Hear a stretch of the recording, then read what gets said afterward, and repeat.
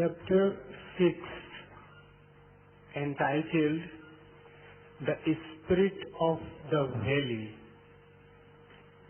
The two sutras are like this. The valley spirit that dies not, ever the same.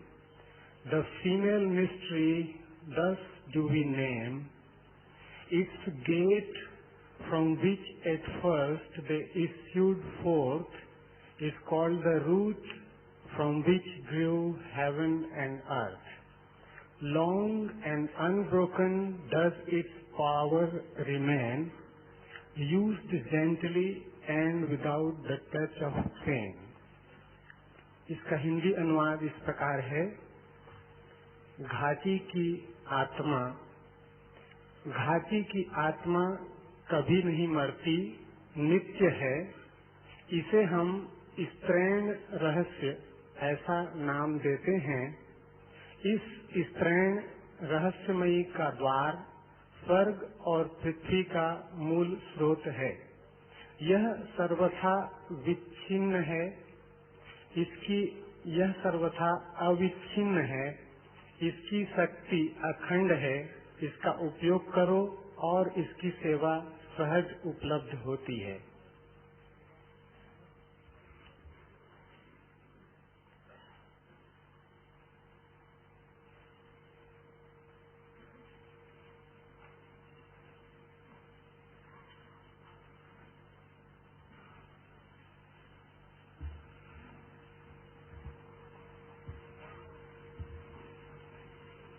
जिसका जन्म है उसकी मृत्यु भी होगी।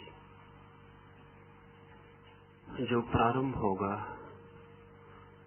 वह अंत भी होगा। वही केवल मृत्यु के पार हो सकता है जिसका जन्म न हो, और वही केवल अनंत हो सकता है जो अनादि हो। प्रकाश जन्मता है, मिट जाता है। अंधकार सदा है। शायद इस भांति कभी न सोचा हो। सूर्य निकलता है, सांझ ढल जाता है। दिया जलता है, बाती चुक जाती है, बुझ जाती है। जब दिया नहीं जला था तब भी अंधकार था। जब दिया जला, अंधकार हमें दिखाई नहीं पड़ा। दिया बुझ गया, अंधकार अपनी जगह। अंधकार का बाल भी बांका नहीं होता, और अंधकार कभी बुझता नहीं, और अंधकार का कभी अंत नहीं आता, क्योंकि अंधकार का कभी प्रारंभ नहीं होता। प्रकाश का प्रारंभ होता है, इसलिए प्रकाश का अंत होता है। और भी मजे की बात है, प्रकाश को हम पैदा कर सकते हैं, इसलिए प्रकाश को हम मिटा भी सकते हैं। अंधकार को हम पैदा नहीं कर सकते, इसलिए अंधकार को हम मिटा भी नहीं सकते। अंधकार की शक्ति अनंत है, प्रकाश की शक्ति अनंत नहीं है। लाओस से कहता है, घाटी की आत्मा अमर है। The valley spirit dies not. नहीं, कभी घाटी की आत्मा नहीं मरती। Ever the same, वही बनी रहती है, जैसी है वैसी ही बनी रहती है। ये घाटी की आत्मा क्या है?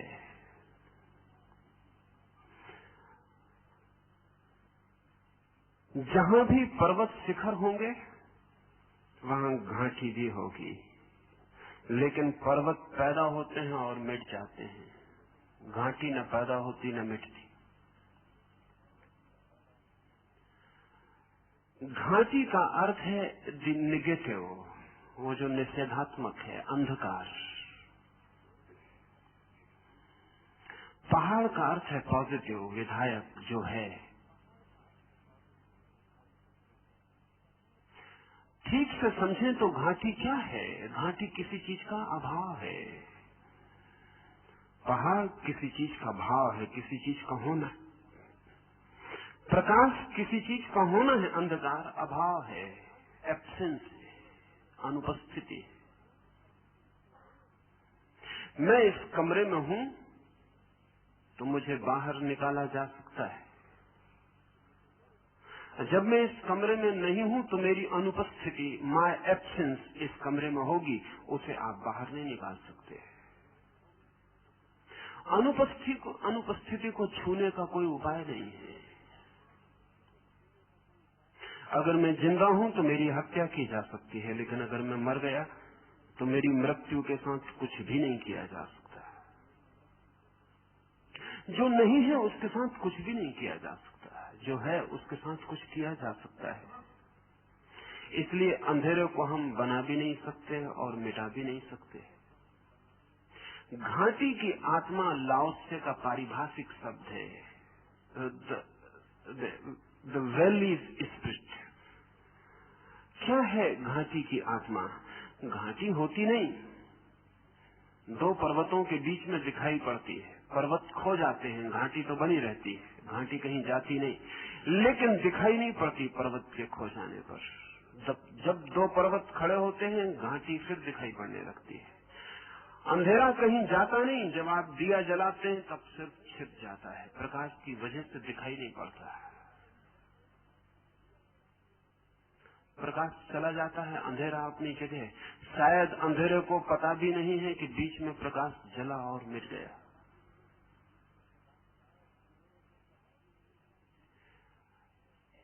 लाओत्से का समस्त चिंतन, लाओत्से का समस्त दर्शन निगेटिव पर खड़ा है, नकारात्मक पर खड़ा है, शून्य पर खड़ा है। और इसलिए लाओत्से ने कहा है, द फीमेल मिस्ट्री दस डू वी नेम। हम इसे स्त्रीण रहस्य का नाम देते हैं। इसे समझ लेना जरूरी है और इसमें थोड़ा गहरे उतरना पड़ेगा, क्योंकि ये लाओत्से के तंत्र का मूल आधार है। फेमिनिन मिस्ट्री, स्त्री का रहस्य क्या है? वही घाटी का रहस्य, और जो स्त्री का रहस्य वही अंधकार का रहस्य, और जो स्त्री का रहस्य वो अस्तित्व में बहुत गहरा है। इसलिए दुनिया के जो प्राचीनतम धर्म हैं वो परमात्मा को पुरुष के रूप में नहीं मानते थे, स्त्री के रूप में मानते थे, और उनकी समझ परमात्मा को फादर या पिता मानने वाले लोगों से ज्यादा गहरी थी। लेकिन पुरुष का प्रभाव भारी हुआ और तब हमने ईश्वर की जगह भी पुरुष को बिठाना शुरू किया। लेकिन ईश्वर की जगह गॉड द फादर बहुत नई बात है, गॉड द मदर बहुत पुरानी बात है। सच तो यह है, फादर ही नई बात है, मदर पुरानी बात है। पिता को जन्मे हुए 5-6 हजार वर्ष से ज्यादा नहीं हुआ। पिता से पुराना तो काका या चाचा या अंकल है। शब्द भी अंकल पुराना है फादर से, पिता से। पशुओं में, पक्षियों में पिता का तो कोई पता नहीं चलता, लेकिन माँ सुनिश्चित है। इसलिए पिता की जो संस्था है वो मनुष्य की ईजाद है, बहुत पुरानी भी नहीं है, 5000 साल से ज्यादा पुरानी नहीं है।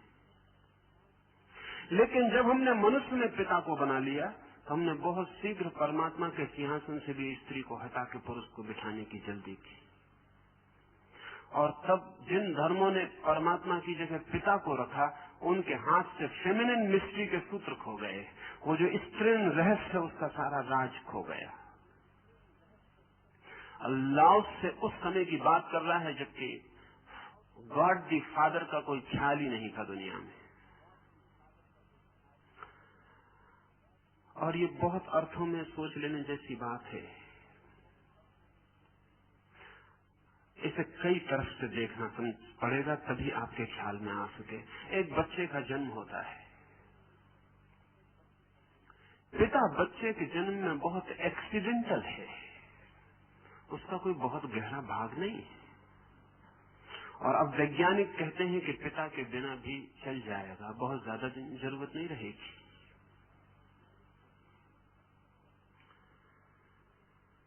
पिता का हिस्सा बहुत ही ना के बराबर है। जन्म तो मां से ही मिलता है। तो जीवन को पैदा करने की जो कुंजी है और रहस्य है वो तो मां के शरीर में छिपा है। पिता के शरीर में वो कुंजी और रहस्य नहीं छिपा हुआ है। इसलिए पिता को कभी भी गैर जरूरी सिद्ध किया जा सकता है। उसका काम एक इंजेक्शन भी कर देगा।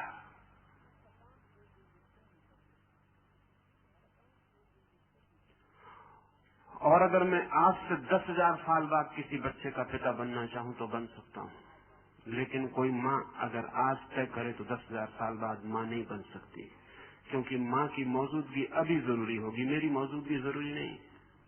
मेरे वीर्य कण को संरक्षित रखा जा सकता है, डीप फ्रीज किया जा सकता है। 10,000 साल बाद इंजेक्शन से किसी भी स्त्री में वो जन्म का सूत्र बन सकता है। मेरा होना आवश्यक नहीं है, इसलिए बहुत जल्दी पोस्टुमस चाइल्ड पैदा होंगे। पिता मरे 10,000 साल हो गए, उसका बच्चा कभी भी पैदा हो सकता है, क्योंकि पिता का काम प्रकृति बहुत गहरा नहीं ले रही थी।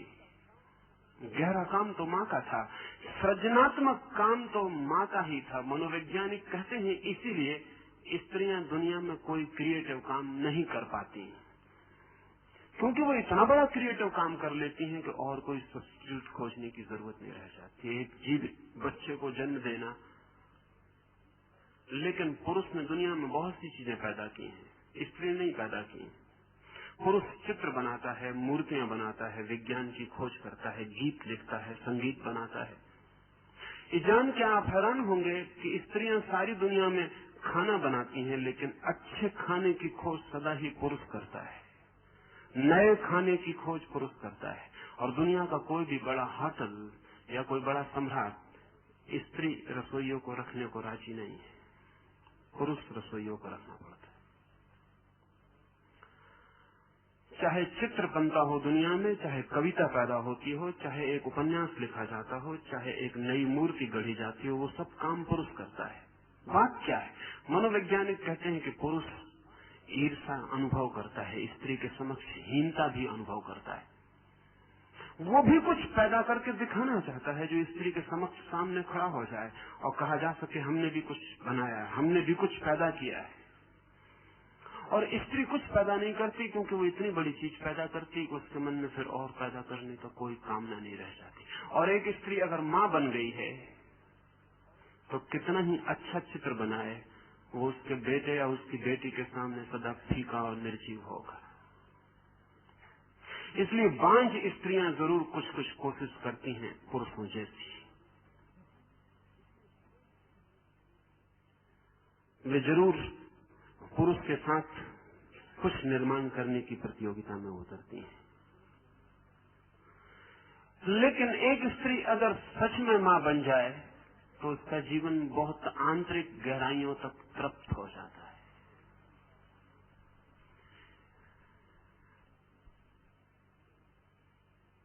स्त्री को प्रकृति ने सृजन का स्रोत चुना है।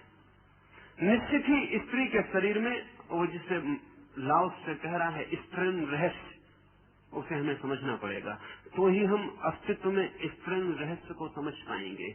और हमारी कठिनाई ज्यादा बढ़ जाती है, क्योंकि सारी कोशिश जीवन को समझने की पुरुष ने की है, और सारी फिलसफीज, सारे दर्शन पुरुष ने निर्मित किए हैं। अब तक एक भी धर्म किसी स्त्री पैगंबर, स्त्री तीर्थंकर के आसपास निर्मित नहीं हुआ है। सब शास्त्र पुरुषों के। इसलिए लाओ त्से को साथी खोजना मुश्किल हो गया, क्योंकि उसने स्त्रीण रहस्य की तारीफ की। पुरुष जो भी सोचेगा और जो भी करेगा, उसमें पुरुष जहां खड़ा है वहीं से सोचता है, और पुरुष को स्त्री कभी समझ में नहीं आ पाती। इसलिए पुरुष निरंतर अनुभव करता है कि स्त्री बेबूझ है, समथिंग मिस्टीरियस, कुछ है जो छूट जाता है। वो क्या है जो छूट जाता है? निश्चित ही पुरुष और स्त्री साथ साथ जीते हैं। पुरुष स्त्री से पैदा होता है, स्त्री के साथ जीता है, प्रेम करता है, जन्म पूरा जीवन बिताता है, फिर भी क्या है जो स्त्री के भीतर पुरुष के लिए अनजान और अपरिचित रह जाता है? वही अनजान और अपरिचित तत्व का नाम लाओस से कह रहा है फेमिनिन मिस्ट्री, घाटी का रहस्य, अंधकार का रहस्य, निषेध की खूबी। क्या है स्त्री के भीतर? अगर एक स्त्री आपसे प्रेम में पड़ जाए तो भी आक्रमण नहीं करती, प्रेम में भी आक्रमण नहीं करती, प्रेम में भी प्रतीक्षा करती, आक्रमण का मौका आपको ही देती है। आप कभी किसी स्त्री से ऐसा न कह सकेंगे कि तूने मुझे प्रेम में उलझा दिया, कि तूने मुझे विवाह में डाल दिया। स्त्रियां ही डालती हैं, लेकिन कभी आप किसी स्त्री से ऐसा न कह सकेंगे कि तूने मुझे प्रेम में उलझा दिया, क्योंकि इनिशिएटिव वे कभी नहीं लेती, पहल वे कभी नहीं करती। वही उनका रहस्य, खींचना बिना किसी क्रिया के, बिना किसी कर्म के आकर्षित करना, सिर्फ होने मात्र से आकर्षित करना, जिसको कृष्ण ने गीता में इनेक्शन कहा है, अकर्म कहा है। स्त्री का रहस्य वही है। वो अगर प्रेम में भी गिर जाए तो उसकी तरफ से इशारा भी नहीं मिलता कि वो आपके प्रेम में गिर गई है। उसकी मौजूदगी आपको खींचती है, खींचती है। आप ही पहली दफा कहते हैं कि मैं प्रेम में पड़ गया हूं। स्त्री कभी किसी से नहीं कहती कि मैं तुम्हारे प्रेम में पड़ गई हूं। पहल कभी नहीं करती, क्योंकि पहल आक्रामक है, एग्रेसिव है, पॉजिटिव है। जब मैं किसी से कहता हूं कि मैं तुम्हें प्रेम करता हूं, मैं अपने से बाहर गया, मैंने कहीं जाके आक्रमण किया, मैंने ट्रेसपासिंग शुरू की, मैं दूसरे की सीमा में प्रवेश कर रहा हूं। स्त्री कभी किसी की सीमा में प्रवेश नहीं करती, फिर भी स्त्री आकर्षक है। उसका रहस्य क्या है? निश्चित ही उसका आकर्षण इनेक्टिव है, एक्टिव नहीं है। पुकारती है लेकिन आवाज नहीं होती उस पुकार में, हाथ फैलाती है लेकिन उसके हाथ दिखाई नहीं पड़ते, निमंत्रण दिया जाता है लेकिन निमंत्रण की कोई भी रूपरेखा नहीं होती।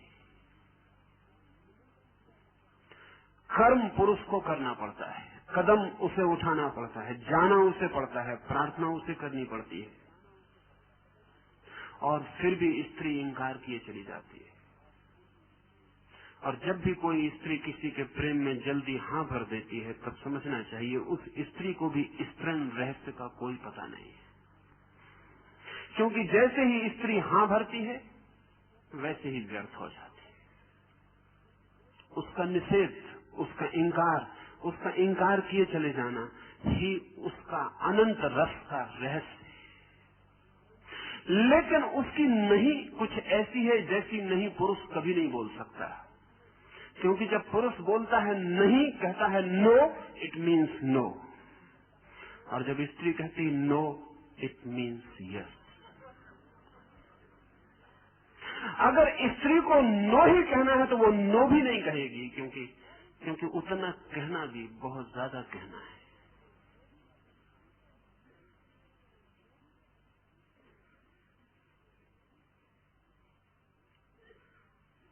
मुल्ला नसरुद्दीन एक युवती के प्रेम में पड़ गया है। बहुत परेशान घर आके अपने पिता को कहा है, चिंतित उदास है। तो पिता ने पूछा है इतना चिंतित क्यों है नसरुद्दीन? नसरुद्दीन ने कहा कि मैं बड़ी मुश्किल में पड़ गया, जिस स्त्री के पीछे मैं 9 महीने से चक्कर लगा रहा हूँ, आज उसने सब बात ही तोड़ दी। पिता ने कहा तू ना समझ, स्त्री जब कहे नहीं तो उसका अर्थ नहीं नहीं होता। नसरुद्दीन ने कहा वो तो मैं भी जानता हूं, लेकिन उसने नहीं नहीं कहा, उसने कहा कि तू कुत्ता। नहीं उसने कहा ही नहीं। अगर वो नहीं कहती तो अभी मैं और 9 वर्ष चक्कर लगा सकता था।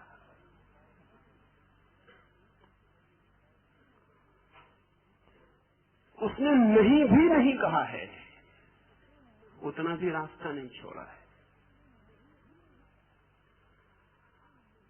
स्त्री जब हाँ करती है तब वो पुरुष की भाषा बोल रही है। इसलिए स्त्री के मुंह से हाँ बहुत ही छोटा, उथला और गहरे अर्थों में अनैतिक मालूम पड़ता है, उतना भी आक्रमण है। स्त्री का सारा रहस्य और राज तो इसमें है, उसकी मिस्ट्री इसमें है कि वो नहीं कहती है और बुलाती है, नहीं बुलाती और निमंत्रण जाता है। अपनी ओर से कभी कोई कमिटमेंट स्त्री नहीं करती, सब कमिटमेंट पुरुष करता है, सब प्रतिबद्धताएं पुरुष की हैं। और इस भ्रांति में कोई पुरुष न रहे कि स्त्री ने कुछ भी नहीं किया है। स्त्री ने बहुत कुछ किया है, लेकिन उसके करने का ढंग निषेधात्मक है, घाटी की तरह, अंधेरे की तरह। निषेध ही उसकी तरकीब है, दूर हटना ही पास आने का निमंत्रण है, उसकी बचने की कोशिश ही बुलावा है। ये फेमिनिन मिस्ट्री है, और इसमें और गहरे उतरेंगे तो बहुत सी बातें ख्याल में आएंगी। स्त्री संभोग की दृष्टि से भी निषेधात्मक है, पैसिव है। इसलिए दुनिया में स्त्रियों के ऊपर कोई बलात्कार का जुर्म नहीं रखा जा सकता। किसी स्त्री ने लाखों वर्ष के इतिहास में किसी पर बलात्कार नहीं किया है। स्त्री के व्यक्तित्व में बलात्कार असंभव है। पुरुष बलात्कार कर सकता है, करता है, और 100 में 90 मौके पर पुरुष जो भी करता है वो बलात्कार ही होता है। 100 में 90 मौके पर, उन मौकों पर नहीं जो अदालत में पकड़े जाते हैं। पति अपनी पत्नी के साथ भी जो संबंध निर्मित करता है उसमें 90 मौके पर बलात्कार होता है, क्योंकि स्त्री चुप है। उसकी चुप्पी हाँ समझी जा सकती है, और जो हमने व्यवस्था की है समाज की पति के प्रति, हमने उसका कर्तव्य बांधा हुआ है। पति उससे प्रेम मांगे तो वो चुप होकर दे देती है, लेकिन अगर उसके भीतर उस क्षण प्रेम नहीं था तो पति का ये प्रेम बलात्कार होगा। लेकिन पुरुष बलात्कार कर सकता है, क्योंकि पुरुष का पूरा व्यक्तित्व आक्रामक, एग्रेसिव है, हमलावर है।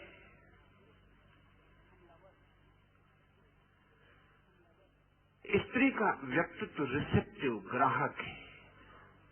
ये न केवल व्यक्तित्व बल्कि शरीर की संरचना भी प्रकृति ने ऐसी ही की है कि स्त्री का शरीर केवल ग्राहक है, पुरुष का शरीर आक्रामक है।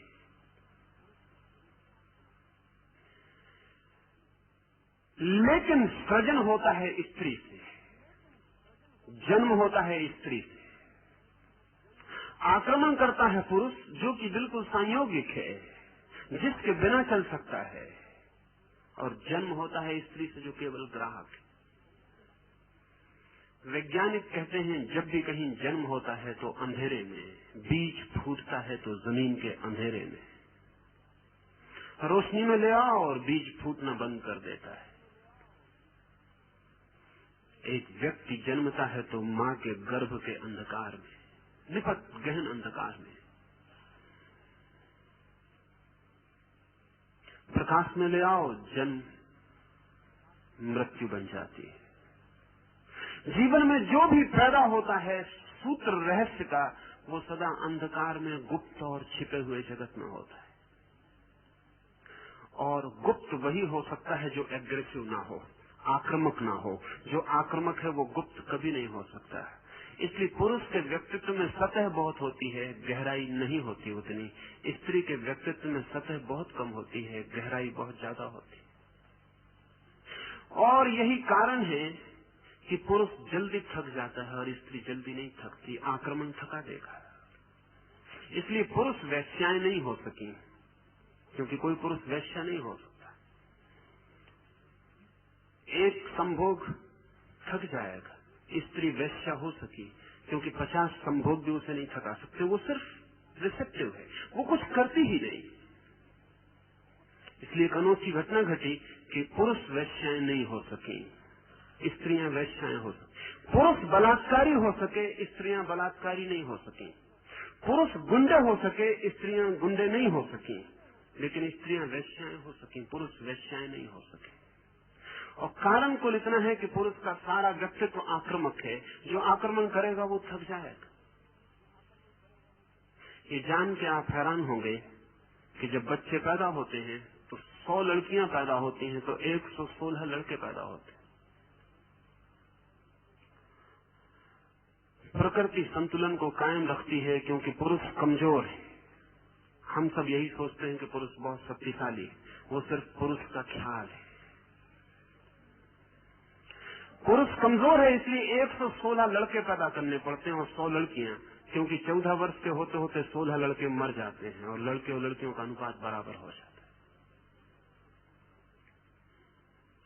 16 लड़के एक्स्ट्रा, अतिरिक्त, स्पेयर प्रकृति को पैदा करने पड़ते हैं, क्योंकि पता है कि 16 लड़के 100 में से 14 वर्ष की उम्र पाते पाते मर जाएंगे। स्त्रियों की औसत उम्र पुरुषों से ज्यादा है, 5 वर्ष। अगर पुरुष 70 साल जीता है तो स्त्रियां 75 साल जीती हैं। और स्त्रियां जितना श्रम उठाती हैं शरीर से, क्योंकि एक बच्चे को जन्म देने में जितना श्रम है उतना एक एटम बम को जन्म देने में भी नहीं है।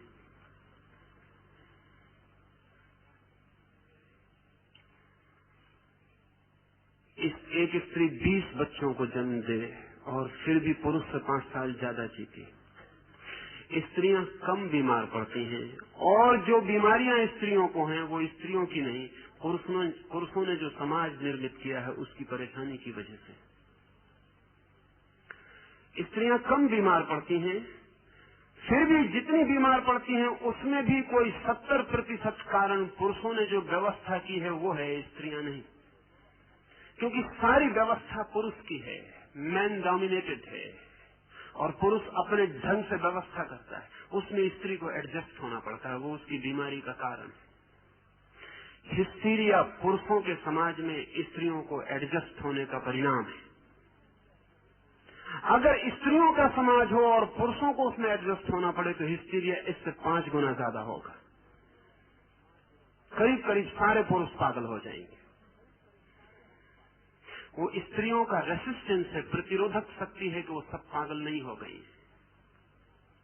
फिर भी स्त्रियां आपको क्रोधी दिखाई पड़ती हैं, ईर्ष्यालु दिखाई पड़ती हैं, उपद्रव, कलह 24 घंटे वो जारी रखती हैं। उसका कुल कारण इतना है कि वे जो होने को पैदा हुई है, समाज उनको वो नहीं होने देता और कुछ और करवाने की कोशिश करता है। उससे उनकी सृजनात्मक शक्ति विध्वंस की तरफ, परवर्षण की तरफ, विकृति की तरफ चली जाती। और पुरुषों ने स्त्रियों को इतना दबाया और इतना सताया तो आमतौर से लोग समझते हैं, स्त्रियां भी यही समझती हैं कि स्त्रियां कमजोर थीं इसलिए पुरुषों ने इतना सताया। मैं आपसे कहना चाहता हूं, जो जानते हैं वो कुछ और जानते हैं। वो ये जानते हैं कि स्त्रियां इतनी शक्तिशाली थीं कि अगर न दबाई गई होती तो पुरुषों को उन्होंने कभी का दबा डाला होता। उनको बचपन से ही दबाने की जरूरत है नहीं, वो खतरनाक सिद्ध हो सकती है। स्त्रियों को सारी दुनिया में दबाए जाने का जो असली कारण है, वो असली कारण यह है कि वो इतनी शक्तिशाली सिद्ध हो सकती हैं अगर बिना दबाई छोड़ दी जाए कि पुरुष बहुत मुश्किल में पड़ जाएगा। इसलिए उन्हें सब तरफ से रोक देना जरूरी है और बचपन से रोक देना जरूरी है। और रुकावट करीब करीब वैसी है जैसे चीन में हम स्त्रियों को लोहे के जूते पहना देते थे, फिर उनका पैर बड़ा नहीं हो पाता था, फिर वे स्त्रियां दौड़ नहीं सकती थीं, चल नहीं सकती थीं, ठीक से भाग नहीं सकती थीं। सच तो यह है, उन्हें सदा ही पुरुष के कंधे के सहारे की जरूरत थी।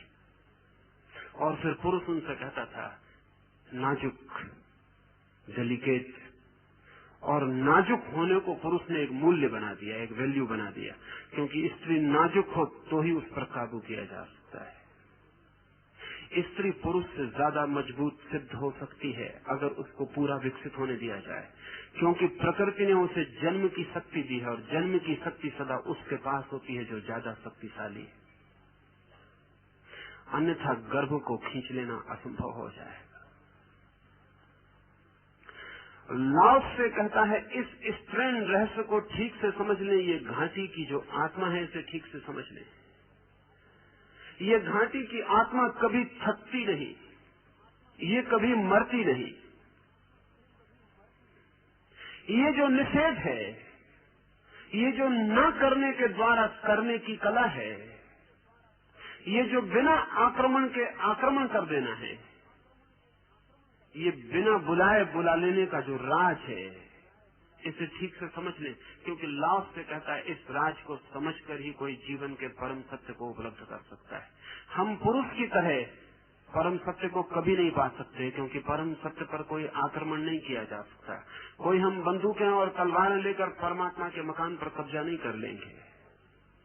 परमात्मा को केवल वे ही पा सकते हैं जो ईश्वरीय रहस्य को समझ गए, जिन्होंने अपने को इतना समर्पित किया, इतना छोड़ा, लेट गो, कि परमात्मा उनमें उतर सके।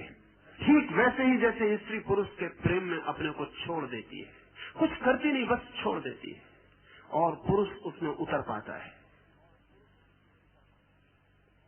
एक बहुत अनूठी बात जो इधर 10 वर्षों में ख्याल में आनी शुरू हुई, क्योंकि वास्तविक स्त्री खो गई है दुनिया से, और जो स्त्री है वो बिल्कुल सूडो है, वो पुरुष के द्वारा बनाई गई है, वो बिल्कुल बनावटी है। जिसको हम आज स्त्री कह के जानते हैं, वो पुरुष के द्वारा बनाई गई गुड़िया से ज्यादा नहीं है। वो स्वाभाविक स्त्री नहीं है जैसी होनी चाहिए। अभी पश्चिम में एक छोटा सा वैज्ञानिकों का प्रयोग चलता है, जिसमें वो ये कोशिश करते हैं कि क्या ये संभव है, और तंत्र ने इस पर बहुत पहले काम किया है, बहुत पहले, कोई 2000 साल पहले, और ये अनुभव किया है कि ये हो सकता है। स्त्री और पुरुष के संभोग में, क्योंकि पुरुष सक्रिय होता है, अगर पुरुष सक्रिय न हो पाए तो संभोग असंभव है। अगर पुरुष कमजोर हो जाए, वृद्ध हो जाए, उसके जनन यंत्र शिथिल हो जाएं, तो संभोग असंभव है। लेकिन अभी पश्चिम में 10 वर्षों में कुछ प्रयोग हुए हैं गहरे, जिनमें वो कहते हैं कि अगर पुरुष की जननेंद्रिय बिल्कुल शिथिल और शक्तिहीन हो जाए तो भी फिक्र नहीं, स्त्री अगर उस पुरुष को प्रेम करती है तो सिर्फ स्त्री जननेंद्रिय के पास पहुंच जाने पर स्त्री की जननेंद्रिय पुरुष की जननेंद्रिय को चुपचाप अपने भीतर खींच लेती, पुरुष को प्रवेश की भी जरूरत नहीं है। अगर स्त्री का प्रेम भारी है तो उसका शरीर ऐसे खींच लेता है जैसे खाली जगह में हवा खींच के आ जाए। ये बहुत हैरानी का तथ्य है, और अगर ऐसा नहीं होता तो उसका कुल कारण इतना है कि स्त्री प्रेम नहीं करती है उस पुरुष को, इसलिए उसका शरीर उसे खींचता नहीं, और इसलिए पुरुष जो भी कर रहा है वो बलात्कार है।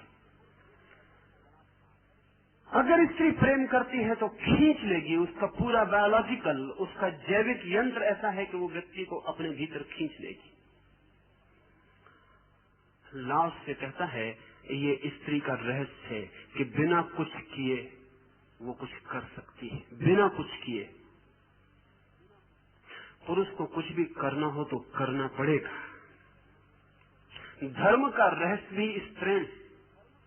अगर कोई परमात्मा को पाने जाए तो कभी ना पा सकेगा, और कोई केवल अपने हृदय के द्वार को खोलकर ठहर जाए तो परमात्मा यहीं और अभी प्रवेश कर जाता है।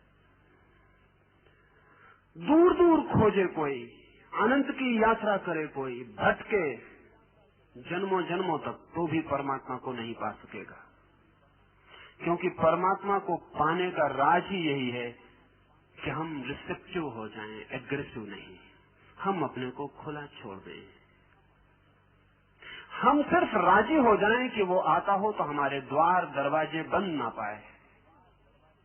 हमारा प्रेम इतना ही करे कि वो एक पैसिव अवेटिंग, एक निष्क्रिय प्रतीक्षा बन जाए। स्त्री जन्म जन्म तक अपने प्रेमी की प्रतीक्षा कर सकती है, पुरुष नहीं कर सकता। पुरुष प्रतीक्षा जानता ही नहीं है।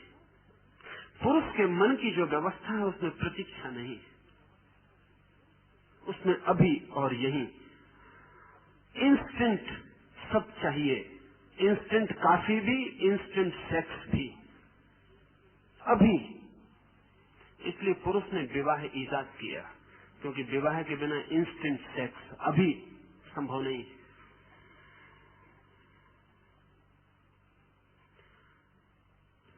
प्रतीक्षा बिल्कुल नहीं कर सकता, आतुर है, व्यग्र है, तनावग्रस्त है। लेकिन स्त्री प्रतीक्षा कर सकती, अनंत प्रतीक्षा कर सकती। इसलिए जब इस मुल्क में हिंदुओं ने पुरुषों को विधुर रखने की व्यवस्था नहीं की और स्त्रियों को विधवा रखने की व्यवस्था की, तो ये सिर्फ स्त्रियों पर जाति ही नहीं थी, ये स्त्रियों की प्रतीक्षा के तत्व की समझ भी इसमें थी। एक स्त्री अपने प्रेमी के लिए पूरे जन्म, अगले जन्म तक के लिए प्रतीक्षा कर सकती, ये भरोसा किया जा सकता, लेकिन पुरुष पर ये भरोसा नहीं किया जा सकता। इसलिए भारत ने अगर स्त्रियों को विधवा रखने की व्यवस्था दी और पुरुषों को नहीं दी, तो सिर्फ इसलिए नहीं कि ये व्यवस्था पुरुष के पक्ष में थी, जहां तक मैं समझ पाता हूं ये पुरुष का बहुत बड़ा अपमान था, ये स्त्री का गहनतम सम्मान था, क्योंकि इस बात की सूचना थी कि हम स्त्री पर भरोसा कर सकते हैं कि वो प्रतीक्षा कर सकती, लेकिन पुरुष पर भरोसा नहीं किया जा सकता है। पुरुष पर भरोसा नहीं किया जा सकता, इसलिए विधुर को रखने के लिए आग्रह नहीं रहा। कोई रहना चाहे वो उसकी मर्जी, लेकिन स्त्री पर आग्रह था, और आग्रह इसलिए था कि उसकी प्रतीक्षा में ही उसका वो जो स्त्रीण तत्व है वो ज्यादा प्रकट होगा। उसे जितना अवसर मिले निष्क्रिय प्रतीक्षा का, उसके भीतर की गहराइयां उतनी ही गहन और गहरी हो जाती और उसके आंतरिक रहस्य मधुर और सुगंधित हो जाते। एक बहुत हैरानी की बात मैं कभी कभी पढ़ता रहा हूं, कभी मेरे ख्याल में नहीं आती थी कि बात क्या होगी।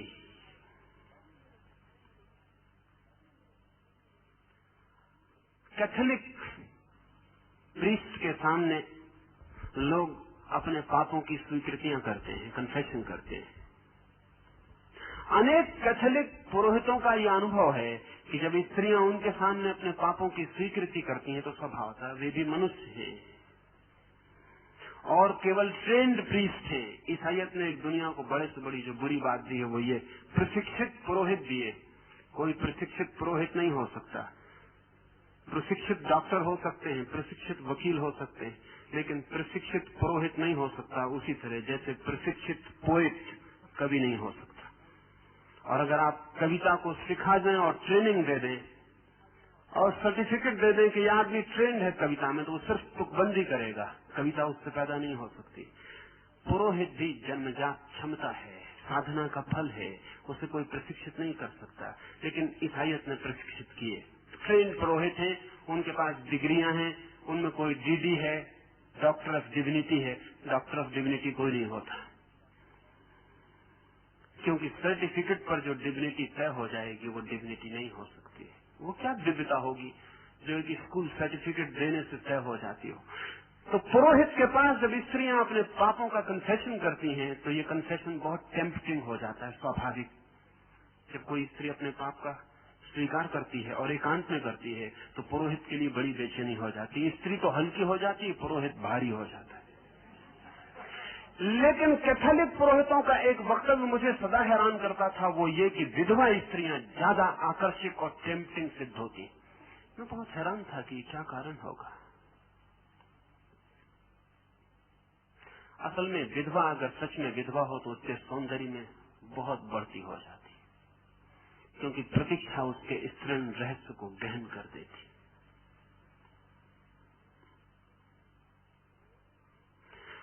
कुंवारी लड़की में जो रहस्य होता है वो प्रतीक्षा का है।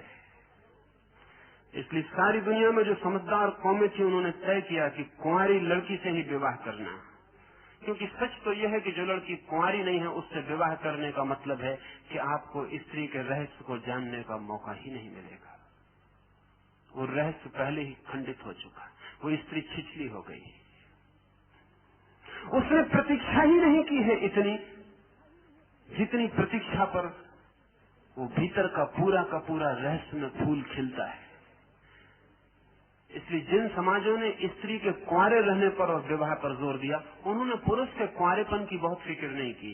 उसका कारण है कि पुरुष के कुंवारेपन या न कुंवारेपन से कोई फर्क नहीं पड़ता है,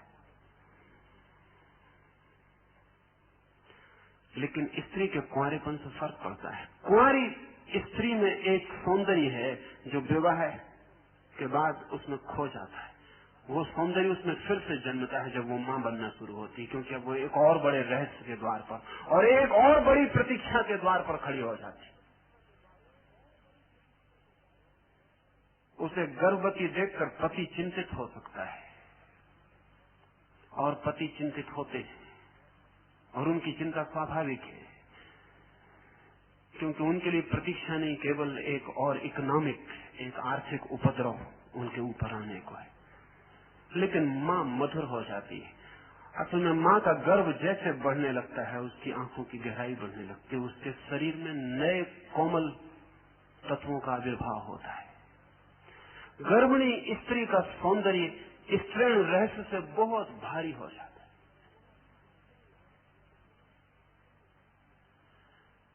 ये क्या होगा रहस्य? ये पैसिविटी इज द सीक्रेट। अब मां बनने के लिए कुछ उसे करना तो पड़ता नहीं। बेटा उसके पेट में बड़ा होने लगता है, उसे सिर्फ प्रतीक्षा करनी होती, उसे कुछ भी नहीं करना होता। असल में उसे सब करना छोड़ देना होता है, सिर्फ प्रतीक्षा ही करनी होती। जैसे जैसे उसके बेटे का या उसकी बेटी का, उसके गर्भ का विकास होने लगता है, वैसे वैसे सब काम उसे छोड़ देना पड़ता है। वो सिर्फ प्रतीक्षा में रह जाती, वो सिर्फ स्वप्न देखने लगती है।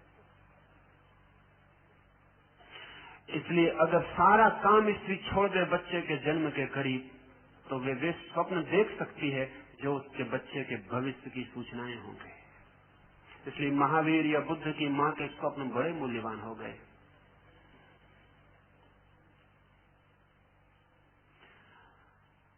महावीर या बुद्ध के संबंध में कहा जाता है कि जब वे पैदा हुए तो उनकी मां ने स्वप्न देखे। वे स्वप्न रोज मां के सामने प्रकट होते गए। उन स्वप्नों में बुद्ध या महावीर के जीवन की सारी रूपरेखा प्रकट हो गई। अगर मां सच में ही मां हो और आने वाले भविष्य में जो जन्म लेने वाला प्राण है उसके साथ पूरी पैसिविटी में हो, तो वो अपने बच्चे की जन्म कुंडली खुद ही लिख जा सकती है। किसी पुरोहित, किसी पंडित को दिखाने की जरूरत नहीं। और मां जिसकी जन्म कुंडली न लिख सके, उसकी कोई पुरोहित और पंडित न लिख सकेगा, क्योंकि इतना तादाद, इतना एकात्म फिर कभी किसी दूसरे से नहीं होता है। पति से भी नहीं होता है इतना तादाद पत्नी का जितना अपने बेटे से होता है। बेटा उसका ही एक्सटेंशन है, उसका ही फैलाव है। लेकिन मां बनने के लिए कुछ भी करना नहीं पड़ता। पिता बनने के लिए बहुत कुछ करना पड़ता है। मां बनने के लिए कुछ भी नहीं करना होता। मां बनने के लिए केवल मौन प्रतीक्षा करनी होती। इस मौन प्रतीक्षा में दो चीजों का जन्म होता है, एक तो बेटे का जन्म होता है और एक मां का भी जन्म होता है। इसलिए पूरब के मुल्क जिन्होंने फेमिनिन मिस्ट्री को समझा, उन्होंने स्त्री को जो चरम आदर दिया है वो मां का, पत्नी का नहीं।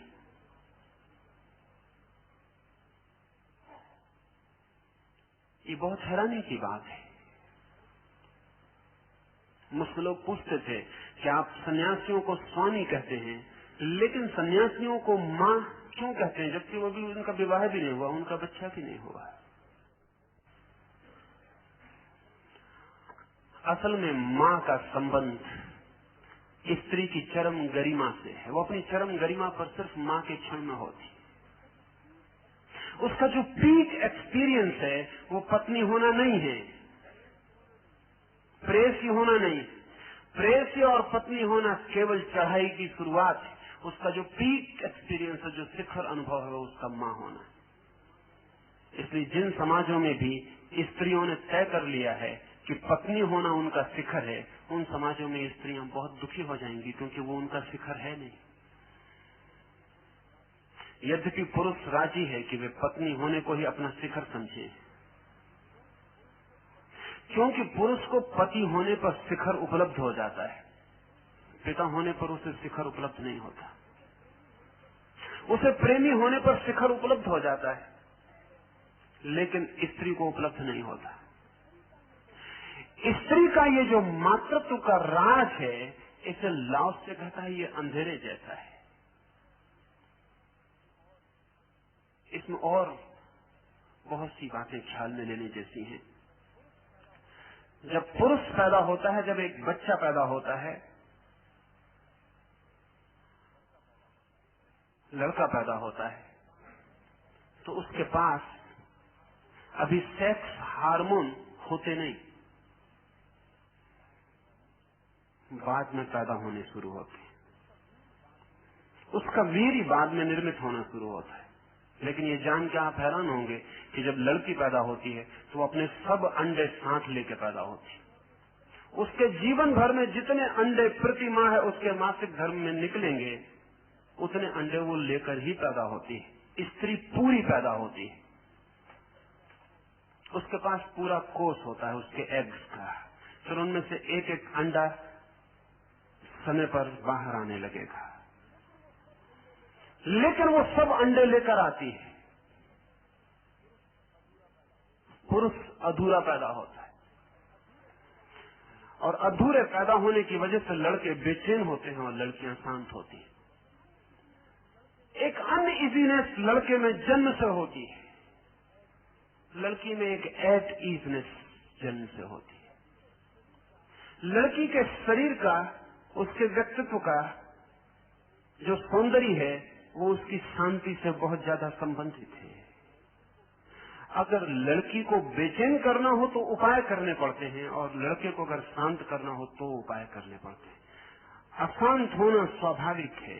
बायोलॉजिस्ट कहते हैं कि उसका कारण है कि स्त्री जिस अंडे से बनती है उसमें जो अणु होते हैं वो एक्स होते हैं, दोनों एक से होते हैं, और पुरुष जिस क्रोमोसोम से बनता है उसमें एक्स वाई होता है, उसमें एक एक्स होता है एक वाई होता है, वो समान नहीं होते। स्त्री में जो तत्व होते हैं वो एक्स होते हैं, दोनों समान होते हैं। इसलिए स्त्री सुडौल होती, पुरुष सुडौल नहीं हो पाता।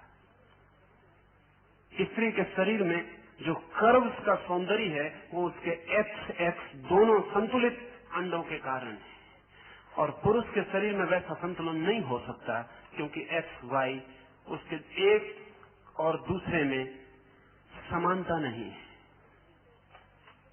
स्त्री के व्यक्तित्व को बनाने वाले 48 अणु हैं, वो पूरे हैं 24। पुरुष को बनाने वाले 47 हैं, और बायोलॉजिस्ट कहते हैं कि वो जो एक अणु की कमी है वही पुरुष को जीवन भर दौड़ाती है। इस दुकान से उस दुकान, जमीन से चांद दौड़ाती रहती। वो जो एक कम है उसकी खोज वो पूरा होना चाहता है।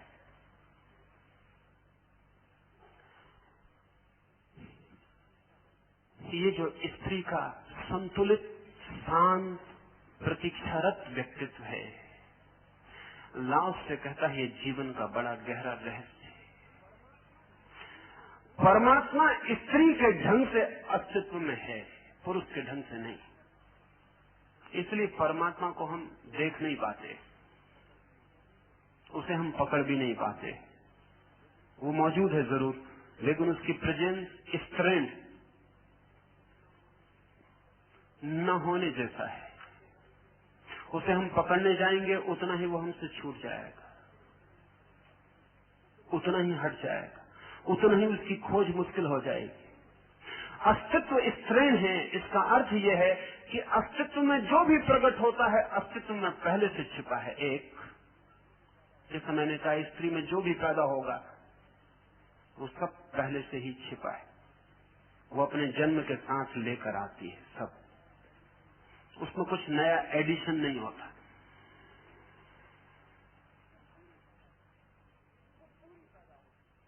वो पूरी पैदा होती है, उसमें ग्रोथ होती है लेकिन एडिशन नहीं होता, उसमें विकास होता है लेकिन कुछ नई चीज जुड़ती नहीं। यही वजह है कि वो बड़ी तृप्त जीती है। स्त्रियों की तृप्ति आश्चर्यजनक है, अन्यथा इतने दिन तक उनको गुलाम नहीं रखा जा सकता था। उनकी तृप्ति आश्चर्यजनक है, गुलामी में भी वे राजी हो जाती है, कैसी भी स्थिति हो वे राजी हो जाती। अतृप्ति उनमें बड़ी मुश्किल से पैदा की जा सकती है, बड़ी कठिन है, और तभी पैदा की जा सकती है जब कुछ बायोलॉजिकल कठिनाई उनके भीतर पैदा हो जाए, जैसा पश्चिम में लग रहा है कि कठिनाई पैदा हुई। तो उनमें पैदा की जा सकती है बेचैनी। और जिस दिन स्त्री बेचैन होती है उस दिन उसको चैन में लाना फिर बहुत मुश्किल है, क्योंकि वो बिल्कुल अप्राकृतिक है उसका बेचैन होना। इसलिए स्त्री बेचैन नहीं होती, सीधी पागल होती। ये आप जान के हैरान होंगे कि स्त्री या तो शांत होती है या पागल हो जाती है, बीच में नहीं ठहरती, ग्रेडेशंस नहीं है। पुरुष न तो शांत होता है इतना, न इतना पागल होता है, बीच में काफी डिग्रीज है उसके पास, अशांति की डिग्रीज में वो डोलता रहता है। बड़ी से बड़ी अशांति में भी वो पागल नहीं हो जाता और बड़ी से बड़ी शांति में भी वो बिल्कुल शांत नहीं हो जाता। नीत्शे ने बहुत विचार की बात कही है। उसने कहा है कि जहां तक मैं समझता हूं, बुद्ध जैसे व्यक्ति में स्त्रीण तत्व ज्यादा रहे होंगे। बुद्ध को वुमेनिस कहा है नीत्शे ने, और मैं मानता हूं कि इसमें गहरी समझ है। सच ये है कि जब कोई पुरुष भी पूरी तरह शांत होता है तो स्त्रीण हो जाता है, हो ही जाएगा, हो जाएगा इसलिए कि इतना शांत हो जाएगा कि वो जो पुरुष की अनिवार्य बेचैनी थी, वो जो अनिवार्य अशांति थी, अनिवार्य तनाव था, वो जो टेंशन था पुरुष के अस्तित्व का, वो खो जाएगा।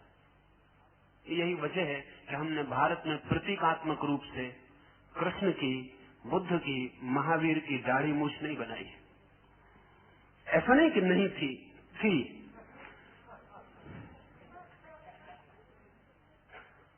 लेकिन नहीं बनाई क्योंकि वो सांकेतिक नहीं रह गई, सांकेतिक नहीं रह गई। वो बुद्ध के भीतर की खबर नहीं देती, इसलिए उसे हटा दिया। सिर्फ एक मूर्ति पर बुद्ध की दाढ़ी है, इसलिए लोग उस मूर्ति को कहते हैं वो झूठ है, वो ठीक नहीं है, क्योंकि किसी मूर्ति पर दाढ़ी नहीं है।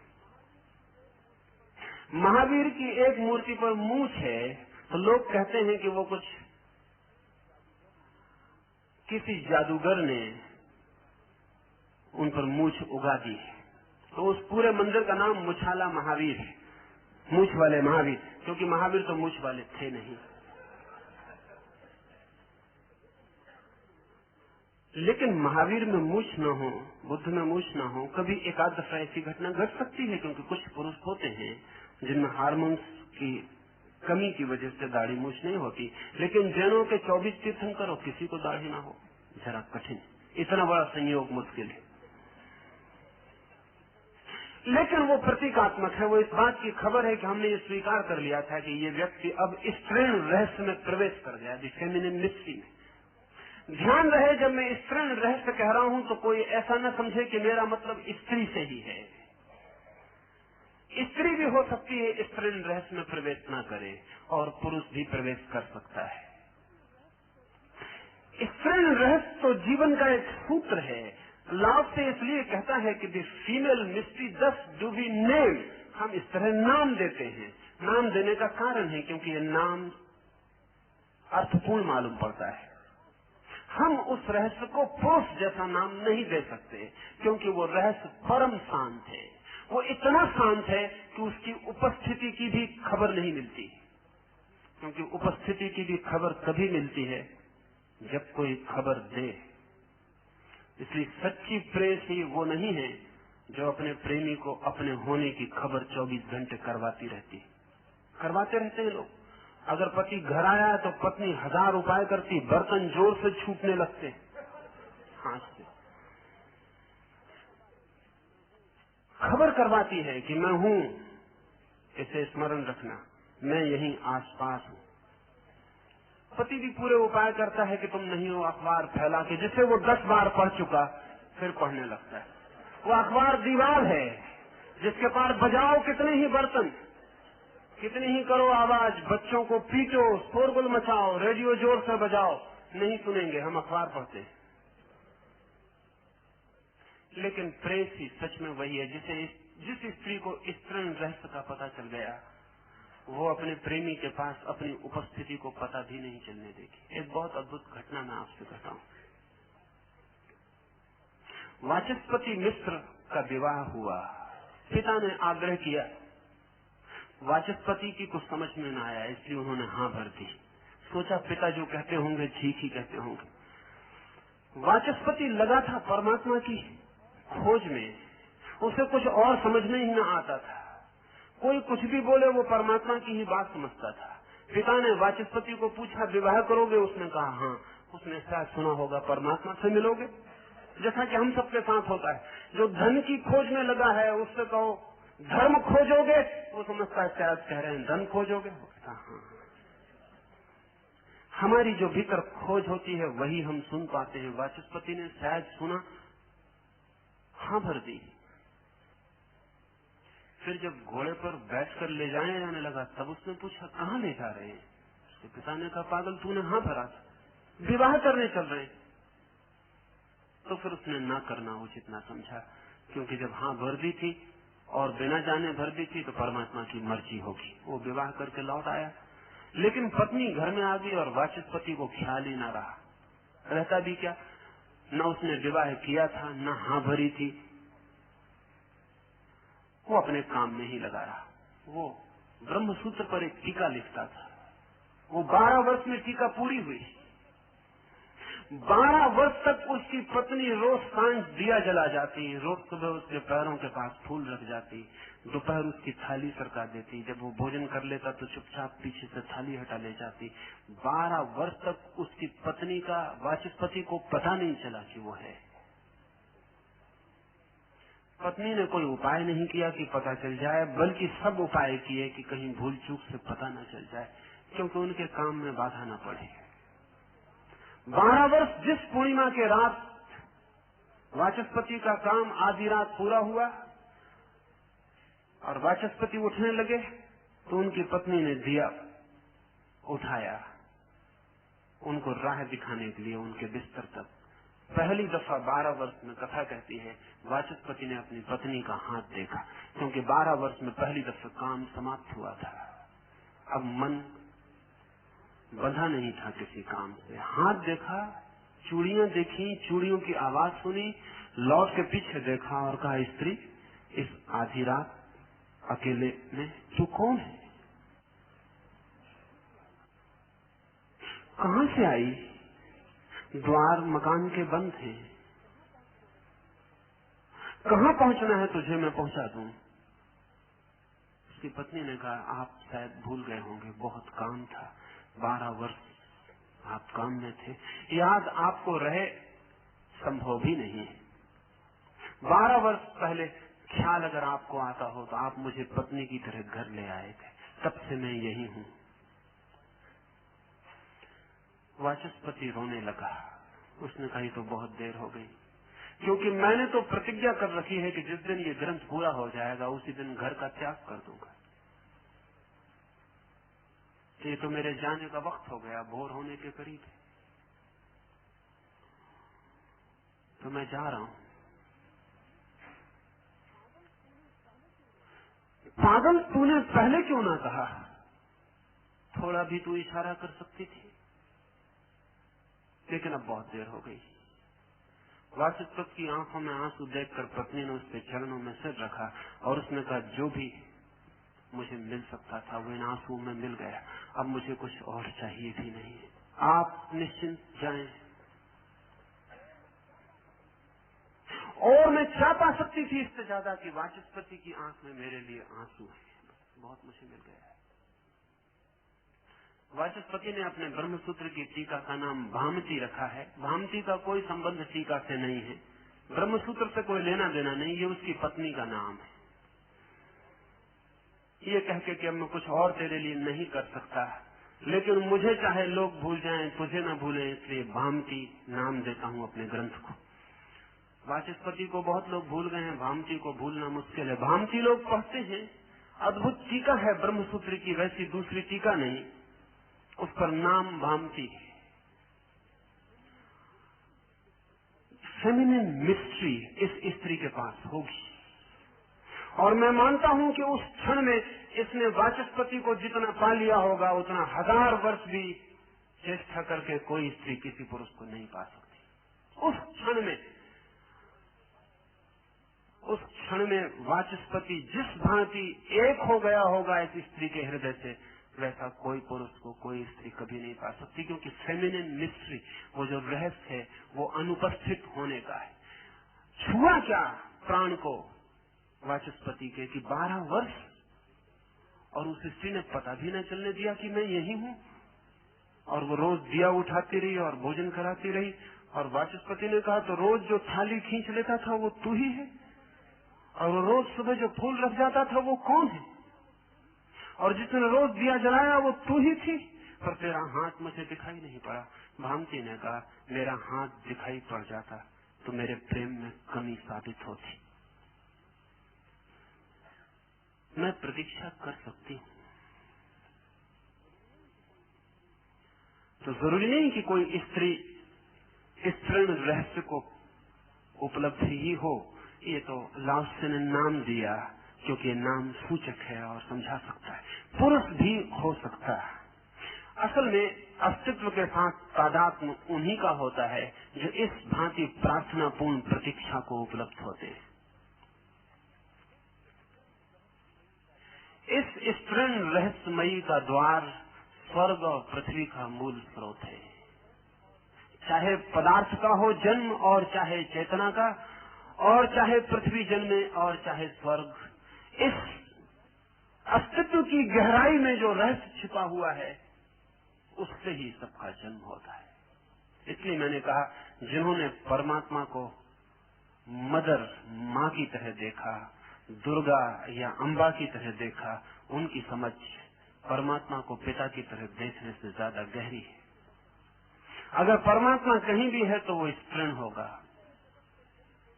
क्योंकि इतने बड़े जगत को जन्म देने की क्षमता पुरुष में नहीं है।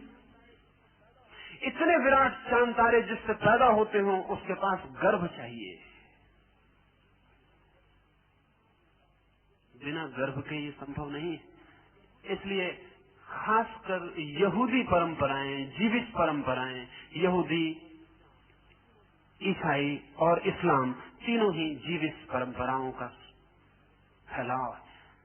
उन्होंने जगत को एक बड़ी भ्रांत धारणा दी, गॉड दी फादर।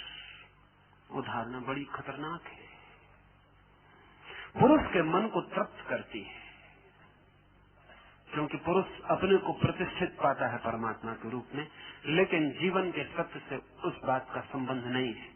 ज्यादा उचित एक जागतिक माँ की धारणा है, और वो तभी ख्याल में आ सकेगी जब इस तृण रहस्य को आप समझ लें, लाओत्से को समझ लें, अन्यथा समझ में ना आ सकेगी। कभी आपने देखा है काली की मूर्ति को? वो माँ है और विकराल।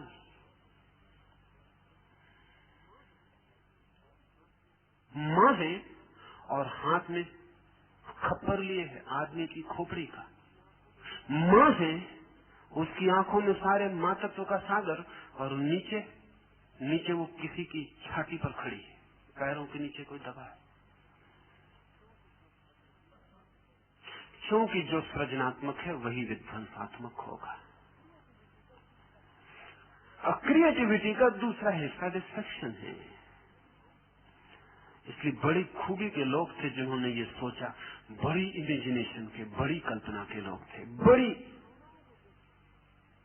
संभावनाओं को देखते थे।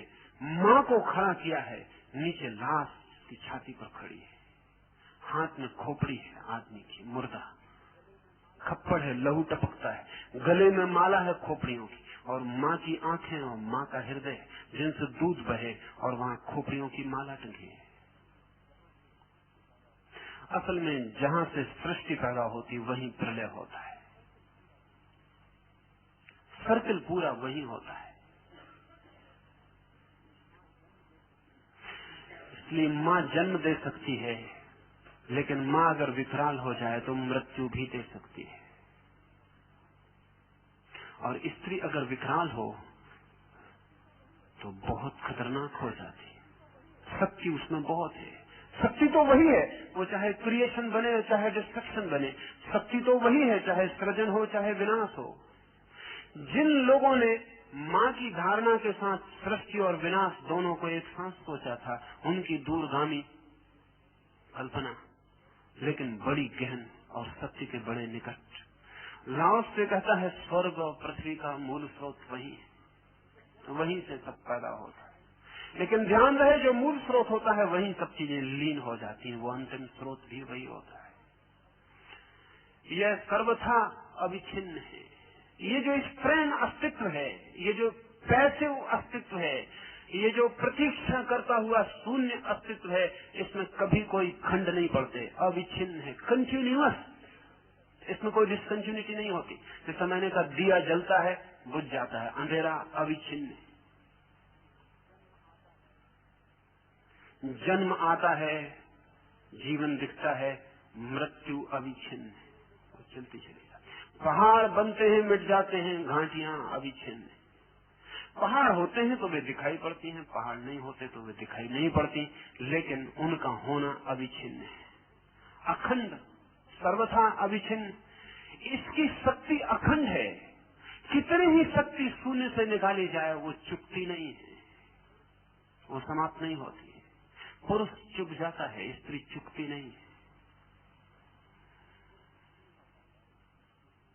पुरुष क्षीण हो जाता है, स्त्री क्षीण नहीं होती। साधारणतया जिसे हम स्त्री कहते हैं वो भी पुरुष से कम क्षीण होती है। और अगर किसी स्त्री को स्त्रीण होने का पूरा राज मिल जाए तो वो अपने वार्धक्य तक अपरसीम सौंदर्य में प्रतिष्ठित रह सकती है। पुरुष का रहना बहुत मुश्किल है। पुरुष तूफान की तरह आता है और विदा हो जाता है। स्त्री को अगर उसका ठीक मातृत्व मिल जाए तो वो अंतिम क्षण तक सुंदर हो सकती है, और पुरुष भी अंतिम क्षण तक तभी सुंदर हो पाता है जब वो स्त्रीण रहस्य में प्रवेश कर जाता है। कभी कभी कभी ऐसा होता है। इसलिए मैं दूसरा प्रतीक आपसे कहूं, हमने बुद्ध, राम, कृष्ण या महावीर के बुढ़ापे के कोई भी चित्र नहीं बनाए। सब चित्र युवा हैं। ये बात एकदम झूठ है, क्योंकि महावीर 80 वर्ष के होकर मरते हैं, बुद्ध 80 वर्ष होकर मरते हैं, राम भी बूढ़े होते हैं, कृष्ण भी बूढ़े होते हैं, लेकिन चित्र हमारे पास युवा है। कोई बूढ़ा चित्र हमारे पास नहीं है। वो जानकर, वो प्रतीकात्मक है। असल में जो व्यक्ति इतना लीन हो गया अस्तित्व के साथ, हम मानते हैं अब वो सदा ही यंग और फ्रेश, ताजा और युवा बना रहेगा। भीतर उसके युवा होने का सतत सूत्र मिल गया। अब वो अविच्छिन्न रूप से, अखंड रूप से अपनी शक्ति में ठहरा रहेगा। इसका उपयोग करो। लाओस से कहता है इस अखंड शक्ति का उपयोग करो, इस स्त्रीण रहस्य का उपयोग करो, और इसकी सहज सेवा उपलब्ध होती है। तुम्हें पता भर होना चाहिए how to use it and you get it. सिर्फ पता होना चाहिए कैसे उपयोग करो और सहज सेवा उपलब्ध होती है। क्योंकि ये द्वार जो है स्त्रीण, ये तैयार ही है अपने को देने को। तुम भर लेने को राजी हो जाओ। Used gently and without the touch of pain, long and unbroken does its power remain.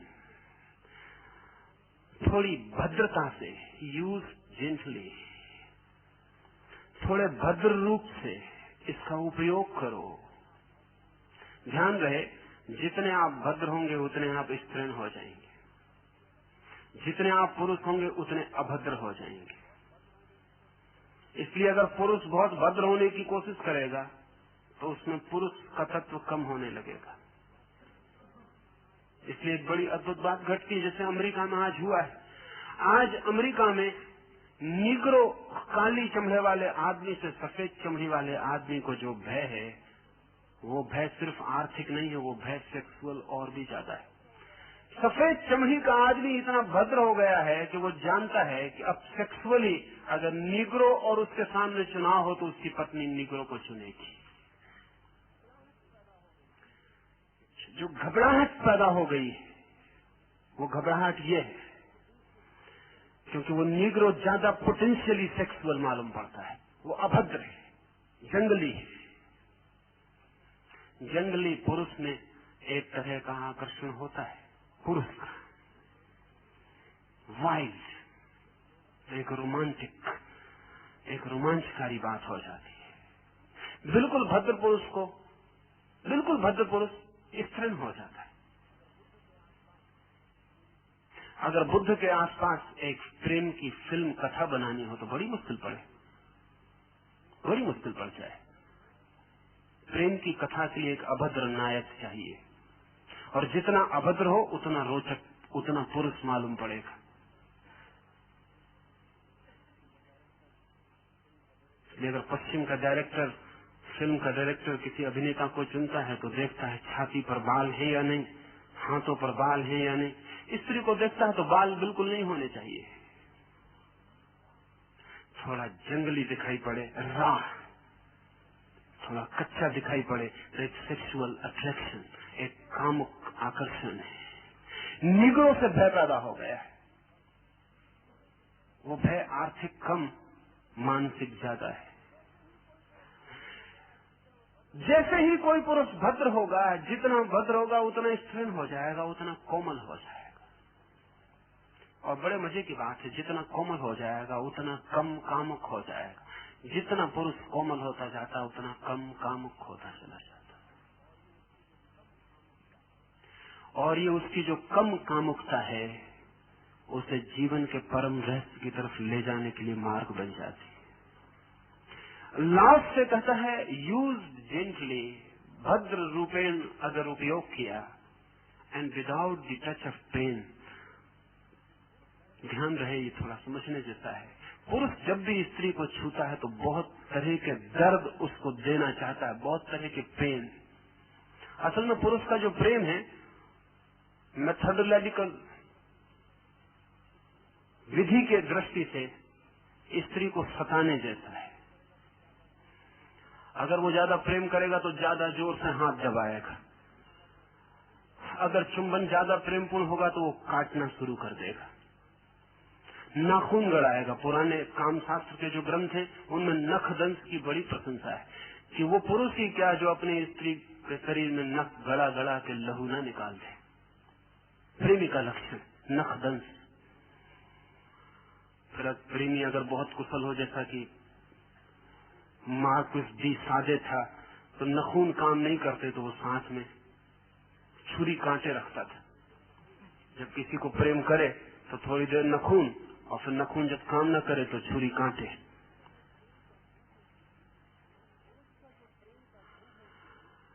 पुरुष का जो प्रेम का ढंग है उसमें हिंसा है,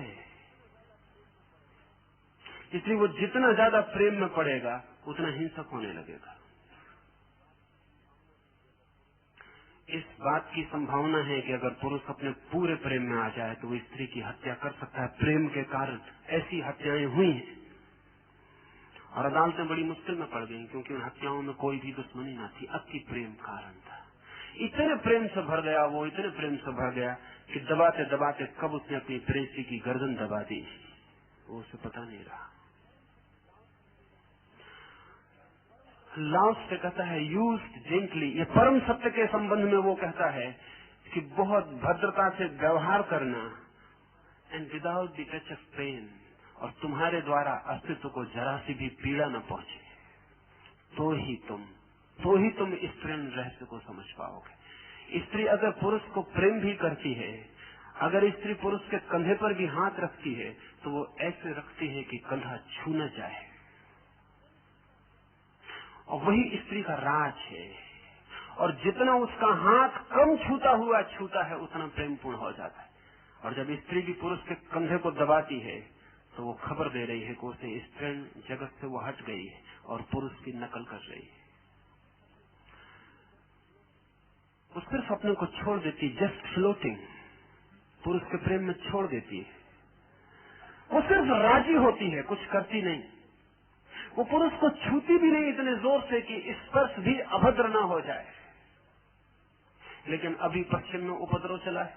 अभी पश्चिम की बुद्धिमान स्त्रियां, उन्हें अगर बुद्धिमान कहा जा सके तो वे ये कह रही हैं कि स्त्रियों को ठीक पुरुष जैसा एग्रेसिव होना चाहिए,